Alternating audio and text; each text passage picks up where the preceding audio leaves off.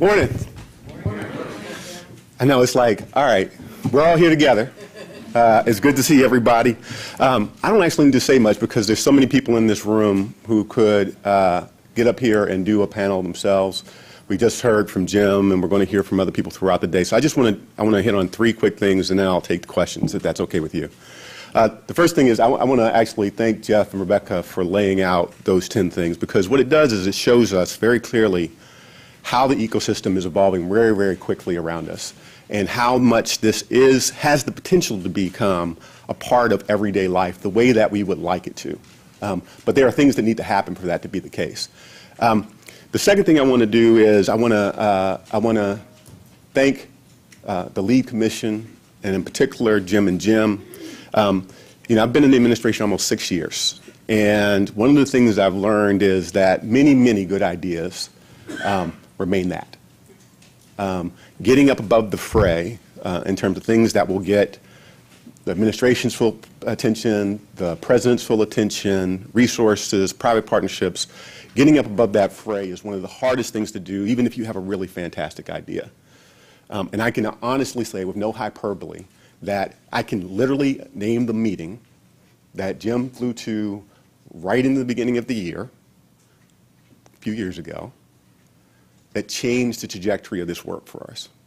That a bunch of us were trying to get it done, and it allowed us to come above the fray and move it forward at a pace that is very different than we had before. And with that, the White House's engagement, the department's engagement, the FCC's engagement, everything began to gel. Great, great partnership, great, great leadership. Really, really appreciate it. That catalytic opportunity is one we need to create again. We've got great momentum. The FCC has taken the first steps. They continue to move along the way. Chairman Wheel will be here this afternoon. Love Julius Janikowski. The new team is phenomenal, phenomenal, phenomenal, phenomenal. The folks, as you see in the private sector, have been stepping up in significant ways. Great stuff. We need more. We need more, not just in terms of donations and gifts. We need more in terms of a very different ecosystem that makes it much easier for schools and school systems to know that they're getting devices at the right prices, to have them designed in ways that actually meet the needs of teachers and students, and that have the kind of services and support that will allow them to be successful in school environments where we know that they are under-resourced, both in terms of dollars and in terms of expertise. You all know that. Every provider in the market knows that. We're still not quite there. Third thing,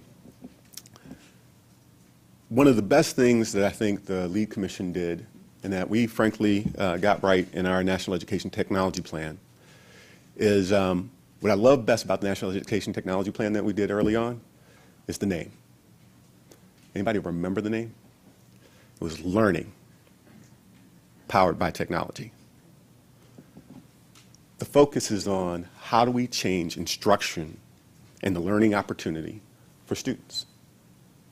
The technology comes after. And there's a recognition that not only is that the most important thing, but that it happens in the context of the ecosystem.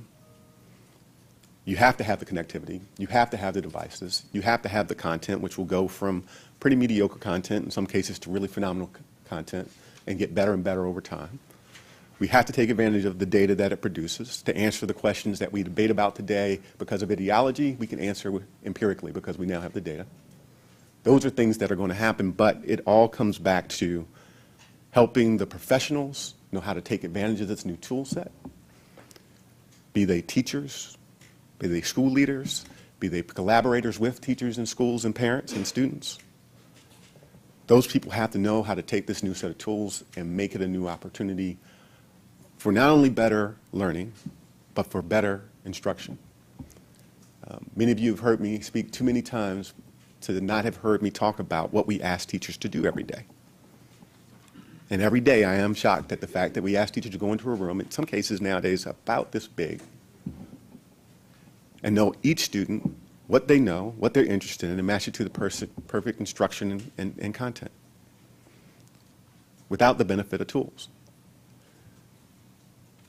So we know that we have a challenge that we have to overcome, and we know that you're contributing to doing that, and we know that LEAD is helping to bring attention to that, as many of your organizations do. The question is, will we invest? And we will build a very different kind of coherent capacity to support this work than we have before. In many ways, I love the representation in this room because it shows how many people are working on it. In many ways, I'm daunted by the number of folks in this room because I know the fragmentation that happens as we approach the work. So what I want to leave you with today before I start taking questions is this. We have tremendous momentum. Anybody remember about a decade ago when we thought we had tremendous momentum? Anybody remember the decade before that when we thought we had tremendous momentum? Yeah. So, humility. I want us to be humble and bold. What needs to happen differently this time? How do we not stay down when we stumble? How do we not roll back? The notion of continuous improvement and failing forward is going to be the essential element to maintaining our progress and building on it. The stories will come out about failed technology implementations, about questions about data protection, about companies not doing the right thing on privacy. These things will show up, and we will have to deal with them. The more we can anticipate, the better we will be. We will not catch them all. We will stumble. But as they said in Batman, why do we fall down?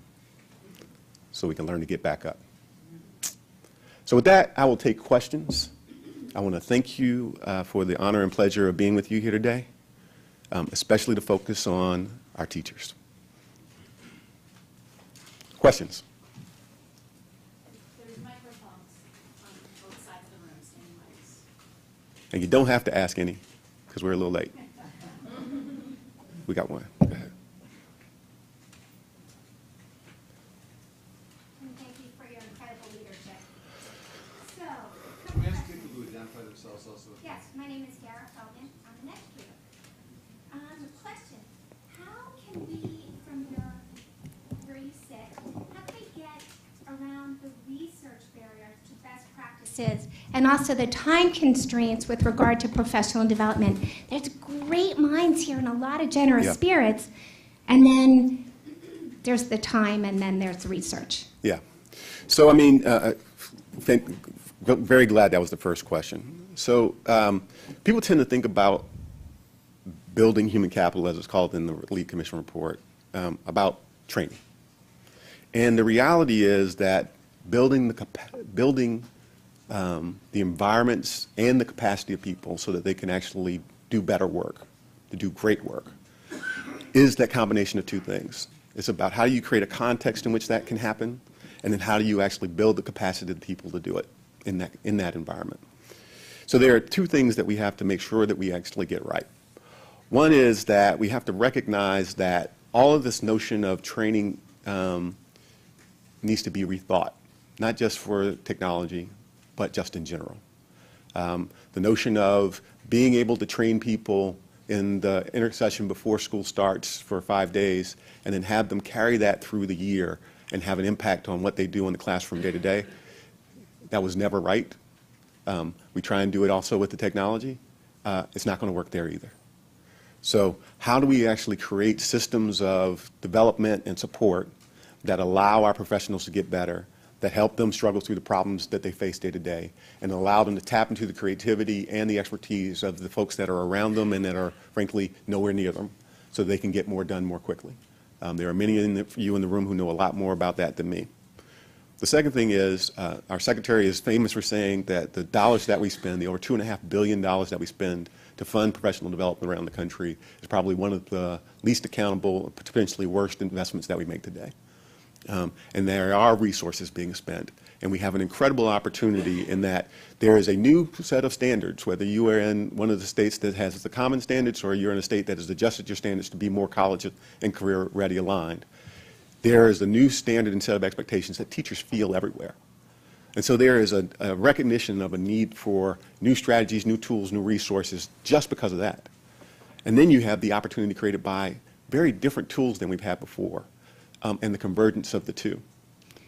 So I'm hearing you say job-embedded professional development and maybe some action research, hopefully by the professionals in the schools in partnership with other folks going on. Well, that's much cleaner than what I said. And since that's what you wanted me to say, I'll say yes, that's true. Okay, good. Thank you. But I'm also saying that the context setting for all of this work in terms of the way we shape the big dollar levers that we have is really important, because that's what determines both time and who gets access to what. Thank you for your leadership. Sure. So, Dean. Hi, Jim. How are you? Devin Shane with National Education Week. You commented that there's a lot of fragmentation in education.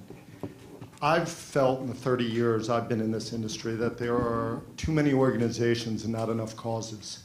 How can we increase the level of economies of skill and scale and have us working together, as opposed to a lot of the silos and a lot of the challenges where we're not leveraging our resources collectively? So I think that some of the preconditions are actually there. The question is, will we follow through?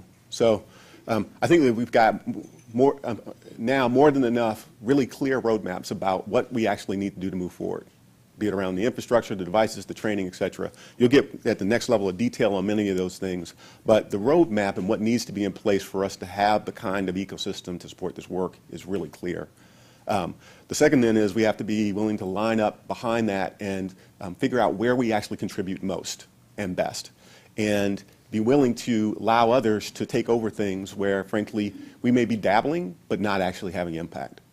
That's probably one of the hardest decisions. The third is we have to find ways to create community among ourselves so that we can get leverage out of the things that we're doing that should be complementary. And though we wind up in the rooms often together, my sense is that that community, especially collective impact approach to work, does not sustain once we leave the rooms. And so we need to find a way to do that in ways that we haven't before. And then finally, what I'll say is that funders, there are many things that ought to happen organically. Discipline among folks who feel like they have to compete for resources to stay coherent and not competitive is not one of those things that happens without funder discipline. Funders need to encourage collaboration as opposed to competition for resources, and that kind of discipline around what's most important in the work. Thank you. Just one last point. How can the private sector really optimize relationships with the public sector to create change and make a difference? So I'll say three things. Resources, and that's not just money, that's also thinking about your business models differently for those who are going to participate directly in the space, and it's expertise. So, change management is not something that many great ed schools, even the very best, are known for doing a lot of teaching on. And most large organizations have made a significant investment over the last several years in building management capacity about how you do that.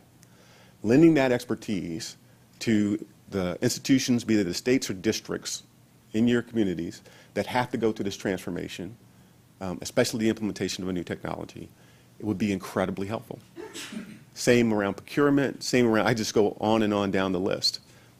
So money and expertise and real partnership, both as a collaborator and as a provider, that's how the private sector can actually have the most impact. With that, I know we are over schedule and no one is at the mic.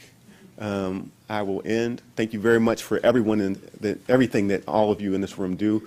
I know many of you do a lot every single day. And for those of you who are just jumping in the pool, it's a fun party.